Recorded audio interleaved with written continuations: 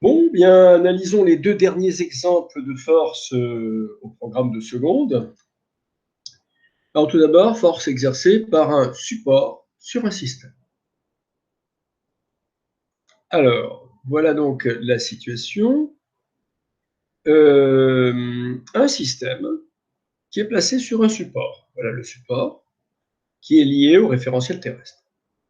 Le support est incliné et on suppose que les rugosités sont suffisantes et l'inclinaison pas trop grande pour que le système reste immobile par rapport au référentiel terrestre.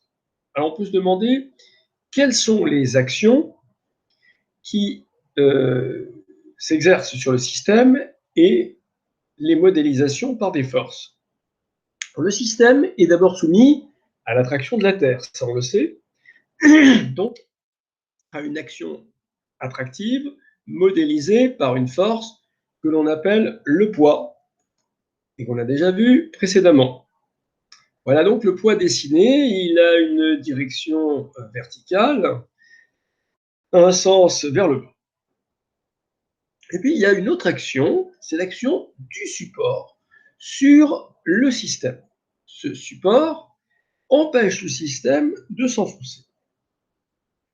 Modélisons la force exercée donc par le support sur le système, on appelle aussi la réaction du support, par une force. Schématisons cette force. Alors, c'est une force qui est verticale également, mais opposée au vecteur P. Vous voyez que les valeurs sont les mêmes. Alors, pourquoi?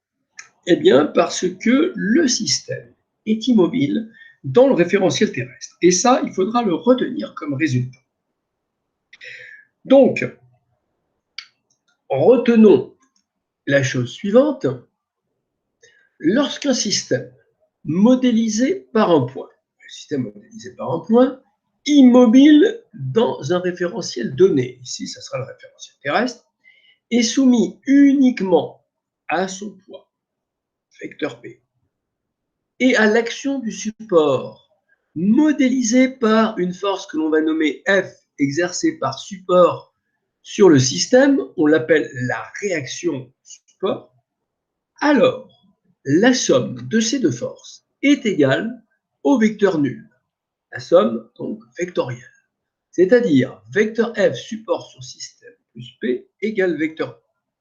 On dit alors que ces deux forces se compensent. Elles sont opposées, donc F support sur système égale moins P, et leurs valeurs sont égales, c'est-à-dire F support sur système sans la flèche égale à P sans la flèche. Voilà donc un exemple qu'il faut retenir et savoir appliquer à des cas particuliers. Maintenant, une petite remarque, le cas de l'absence de frottement. Alors, tout à l'heure, c'était une situation où il y avait des frottements et la force exercée par le support sur le système était opposée au poids. Cette fois, on suppose qu'il n'y a pas de frottement. Alors, il y a toujours le poids qui s'exerce sur le système, mais cette fois, la force exercée par le support sur le système, en l'absence de frottement, est orthogonale au support. Et cette fois, il y a mouvement du système. C'est-à-dire que s'il n'y a plus de frottement, on a poli, vous voyez, je la dessine, cette force, F support sur le système, eh bien, le corps glisse. Voilà, donc ça sera utilisé dans le chapitre suivant sur le principe d'inertie. Les forces, ici, dans ce cas-là, ne se compensent pas. Elles ne sont pas opposées. Leur somme géométrique, leur somme vectorielle, n'est pas égale au vecteur. Deuxième exemple et dernier exemple du programme, la force exercée par un fil sur un système. Alors voilà la situation, une boule qui est attachée à un fil incliné. On ne sait pas ce qu'il y a d'autre, s'il y a autre chose que le fil. On ne sait pas ce que va devenir la boule, si elle va se mettre en mouvement ou si c'est quelque chose qui va l'empêcher de se mettre en mouvement, peu importe. Maintenant, on se pose la question de modéliser l'action du fil sur le système qui constitue la boule.